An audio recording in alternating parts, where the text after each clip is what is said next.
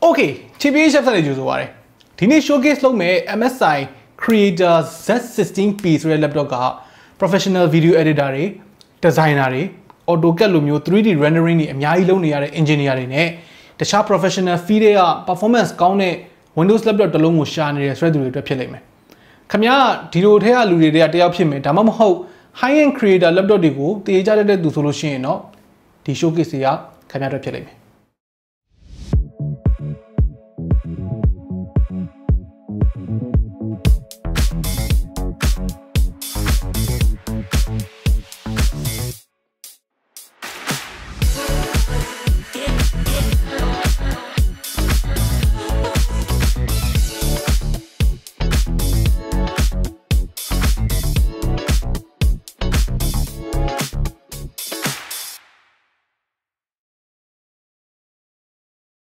ဆိုတော့ build quality ဘိုင်းမှာဒီ laptop ကိုစကားတစ်ခုနဲ့ညှိုးရရင် build like a tank တော်တော်လေးကို solid ဖြစ်တယ်ဘယ်နေရာမှာ PG flex ဖြစ်တယ်ဆိုတဲ့နေရာတစ်ခုမှမရှိသလိုမားလိုက်ရင် loose ဖြစ်နေတာလှုပ်နေတာအတန်မြည်နေတာတစ်ခုမှမရှိဘူးသူရဲ့ surface ကလည်းလက်ရထင်မှုတော်တော်လေးမလွယ်ဘူး MacBook တွေရဲ့ build quality ကိုကောင်းကောင်းမိတယ် lid ကိုလက်တစ်ဖက်နဲ့ဖွင့်လို့ရတယ်ဆိုပေမဲ့ hinge ကတော့နည်းနည်းလေးမာတယ်ဗျာတော်တော်လေးအားဆိုင်ရတယ်ဖွင့်ရနေရအစိုးနေရလဲနည်းနည်း shut တာလေးဖြစ်နေတယ်ဆိုတော့နည်းနည်းလေးလက်နံတာမျိုးရှိနိုင်တယ်ဆိုတော့ဖွင့်ထားတဲ့အချိန်မျိုးမှာ display ကလှုပ်နေတာ wobble ဖြစ်နေတာမျိုးကတော့လုံးဝမရှိဘူးအဲ့လိုမဖြစ်အောင်လဲတမင်သူက hinge ကိုမာပေးထားတာပေါ့နော် touch screen ဖြစ်တဲ့အတွက်လက်နဲ့ထိလိုက်တဲ့အချိန်မှာ hinge ကမာသင့်တဲ့လောက်မာနေရမယ်မဟုတ်လို့ရှိရင် display ကြီးကဒီလိုဖြစ်နေမှာပေါ့ဗျာအဆင်မပြေဘူးဆိုတော့အခုက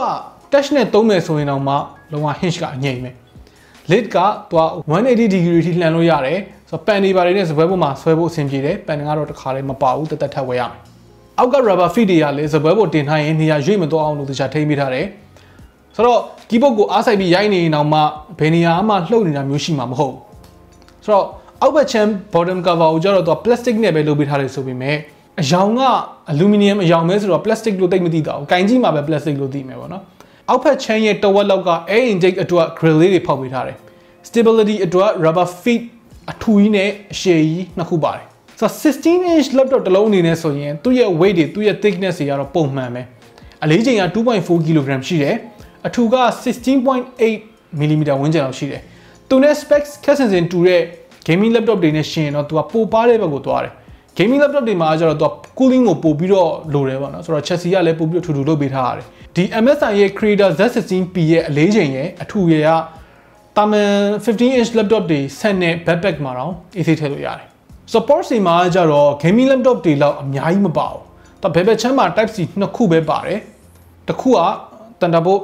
4 support လုပ်တယ်တစ်ခုကတော့အားပြန်သွင်းမှုအတွက် PD support ရယ် 10 GB/s transfer speed ရယ်ကို support လုပ်တယ်ပြီးတော့ power port နဲ့ headphone jack port တစ်ခုရှိမယ်ညာဘက်ချမ်းမှာတော့ USB-A တစ်ခုပါမယ် SD card reader ပါမယ် Creator laptop တစ်လုံးဖြစ်တဲ့အတွက် SD card slot ကိုမပါမဖြစ်ထည့်ပေးထားပေမဲ့ monitor တွေနဲ့အလွယ်တကူချိတ်လို့ရမယ့် HDMI port မပါဘူးအဲ့ဒါတော့သိမမိုက် gaming laptop တစ်လုံးမဟုတ်တဲ့အတွက် Ethernet port မပါတာဒါနားလည်ပေးလို့ရတယ်ပေါ့နော် Windows Hello အတွက် IR sensor ရော fingerprint scanner ရောပါတယ်ကိုကြိုက်တာကိုသုံးလို့ရတယ် speaker တွေကကြတော့ laptop ရဲ့အောက်ဘက်ချမ်းမှာရှိမယ် The Dyna Audio ရဲ့ two-way speaker ကို downfiring အနေနဲ့ထည့်ပေးထားတယ် logo ကကြတော့ keyboard အပေါ်လေးမှာထည့်ပေးထားတယ် laptop တစ်လုံးအနေနဲ့ဆိုလို့ရှိရင်တော်တော်လေး impressive ဖြစ်စရာ sound quality ကိုရတယ်အတန်အကျယ်ကြီးကိုမှ full sounding လည်းဖြစ်တယ်အထူးသဖြင့် mid စေနဲ့ high စေနဲ့မှာ clear ဖြစ်တဲ့အတန်တွေကိုထုတ်ပေးနိုင်တယ်အရင်အတန်ကျယ်တယ်ဆိုရင်တော့မှ disturb ဖြစ်သွားတာမျိုးမရှိဘူး bass ကတော့ထုံးစံတိုင်းပဲပေါ့နော်ထူးသွင်းတော့မထူဘူးပေါ့ punchy enough မဖြစ်ဘူးလို့ခံစားရတာမျိုးရှိတယ်ဘာပဲပြော creator laptop တစ်လုံးအနေနဲ့ကောင်းကောင်းမွန်မွန်ရှိတဲ့ speaker တွေလို့ပြောရမယ် laptop ကိုဖွင့်လိုက်တာနဲ့ပထမအဆုံးသတိထားမိမှာကျတော့ရောင်စုံမီးလင်းတဲ့ Steel Series keyboard ပဲဖြစ်လိမ့်မယ် keyboard ရဲ့အောက်မှာ Steel Series logo လေးပါတယ် Creator laptop တစ်လုံးမှာ gaming laptop လိုမျိုး power RGB keyboard ကိုထည့်ထားတာနည်းနည်းတော့ထူးဆန်းတယ်ဒါပေမဲ့တစ်ချိန်တည်းမှာပဲမိုက်တော့လည်းမိုက်တယ်သိမလား professional ပဲဒါပေမဲ့ personality ရှိတဲ့ professional ပေါ့အဲ့လိုလေးပြောရမှာဘာနဲ့တူနေလဲဆိုတော့လေယောက်ျားတစ်ယောက်က suit အပြည့်နဲ့သိရမလားပေါ်ကကုံနေအောက်က style band နဲ့ဒါပေမဲ့အဲ့ဒီ suit နဲ့ style band တွေကပန်းအောင်ဖြစ်နေလို့မျိုးပေါ့နော်မမိုက်ဘူးလို့ပြောချင်တာမဟုတ်ဘူးเนาะတမျိုးမိုက်တယ်သူရဲ့ keyboard က number ပါတဲ့ full size keyboard key တစ်ခုနဲ့ဂျာရီယာ space ကထင်နေတာထပ်ပိုကျဲတယ်ဆိုတော့မှားရိုက်မိမှာဘာညာကိုစိတ်မပူရအောင် key travel ကလည်းရှိတဲ့လောက်ရှိတယ်စာရိုက်လို့ကောင်းတဲ့အနေအထားတစ်ခုဗျာ trap back ကလည်းအကြီးပဲသူက glass surface ကိုမှအရင်ချုံးမနေအောင် texture လေးထည့်ပေးထားတယ် left right physical key တွေမပါဘူးဒါပေမဲ့ဖိလိုက်လို့ရှိရင်ပြန်ရတဲ့ feedback လေးကမဆိုးဘူးလို့ပြောလို့ရတယ် display ဒီကောင်တော့ဒီ laptop မှာရေးကြီးဆုံးပိုင်းပဲ Creator laptop တွေရဲ့ထုံးစံအတိုင်းပဲ display ကကောင်းနေမှ color မှန်နေမှအဆင်ပြေမှာဆိုတော့ဒီ laptop မှာသုံးထားတဲ့ display က 16-inch IPS LCD ကိုမှ QHD+ 2560-1600 resolution ရှိတယ် maximum refresh rate က 165 Hz အထိရတယ် oh la la response time က30 millisecond ရမယ် color space ကsRGB ကို 99.9 Adobe RGB ကို 86.8 DCI-P3 ကို 97.6 အထိ support လုပ်တယ်ဆိုတော့ professional တွေ video photo editing တွေအဲ့ဒါတွေကိုကောင်းမွန်ဖြည့်ဆည်းပေးနိုင်တယ်ပေါ့နော် viewing angle မှာလည်းတော်တော်လေးကောင်းတယ်90 degree ဝန်းကျင်လောက်ကကြည့်ရတော့မှ color distortion ဖြစ်နေတာမျိုးမရှိဘူး brightness က400 nits ဝန်းကျင်လောက်ထိရတယ်ဆိုတော့ outdoor usage မှာလည်းအဆင်ပြေလိမ့်မယ်ဆိုတော့ performance ကိုဆက်ရရင်ကျွန်တော်တို့ရထားတဲ့ model က Core i7 12700H အဲ့ဒါကိုမှ Nvidia ရဲ့ RTX 3070 Ti နဲ့တွဲထားတာဆိုတော့တရုံ professional work တွေအတွက်ကလုံလောက်တာအထက်ကိုပို့တယ်စိတ်ပိုင် game မှာဆော်လို့ရတယ် 32GB RAM ကိုမှ DDR5 4800 speed နဲ့တွဲထည့်ထားတယ် 16GB နှစ်ချောင်းပေါ့နော် 64GB လိုချင်တယ်ဆိုလို့ရှိရင်အဲ့နှစ်ချောင်းကိုထုတ် 32GB နှစ်ချောင်းပြန်ဆိုင်ရတယ် storage အတွက်က 2TB PCIe Gen 4 SSD ထည့်ထားတယ် PCIe 4.0 M.2 slot တစ်ခုလည်းအလွတ်ထပ်ပါတယ်ဆိုတော့ထပ်တိုးမယ်ဆိုလို့ရှိရင်လည်းအဆင်ပြေတယ်ဆိုတော့ Cinebench တို့ Blender တို့ 3D Mark တို့အဲ့ကောင်တွေရဲ့ benchmark တွေကိုစမ်းကြည့်တဲ့အခါမှာတလောက်ရတယ်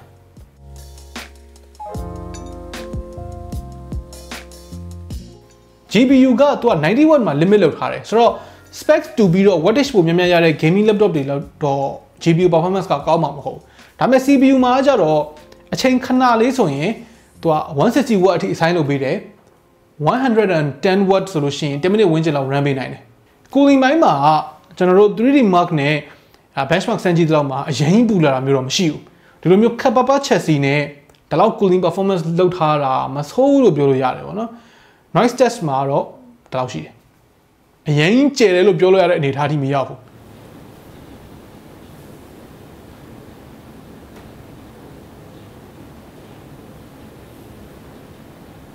ဆို gaming benchmark တွေကိုလည်းဒီမှာပြပေးထားမယ်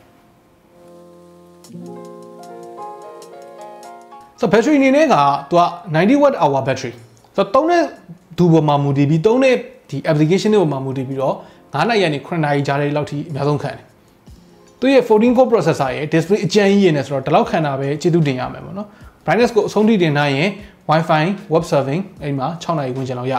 ဆိုတော့ CPU intensive workload တွေအနေနဲ့ဆိုလို့ရှိရင်တော့1နာရီကနေ2နာရီဝန်းကျင်လောက်ပဲရ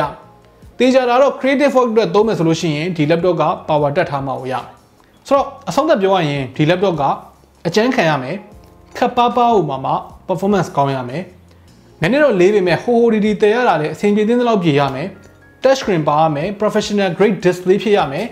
speaker တွေကလည်းတော်တော်လေးကောင်းရမယ် multimedia consumption အတွက်ကလည်းအဆင်ပြေရမယ်အဲ့လိုမျိုးတွေကောင်းတယ်အားမရစရာဆိုလို့ battery life လောက်ပဲရှိမယ်ဆိုတော့ Mac ကိုမသုံးချင်ဘူး 16-inch MacBook Pro အစားထိုး game မှာဆော့မယ် Windows ဘက်ကလိုချင်တယ်ဆိုလို့ရှိရင်ဒီ MSI ရဲ့ Creator Z16P ကခင်ဗျားတို့ဖြစ်ကောင်းဖြစ်နိုင်တယ်ဆိုတော့ခင်ဗျားတို့ရောဒီ laptop ကိုဘယ်လိုမြင်လဲခင်ဗျားသာ professional video editor photo editor တယောက်ဆိုလို့ရှိရင်ဒီကောင်ကိုဝယ်မလား gaming laptop တွေကိုဝယ်မလားအောက်က comment တွေမှာဝင်ရောက်ဆွေးနွေးညှိနှိုင်းခွင့်သွားလို့ရပါတယ် okay နောက်နေ့မှတွေ့တော့ပေါ့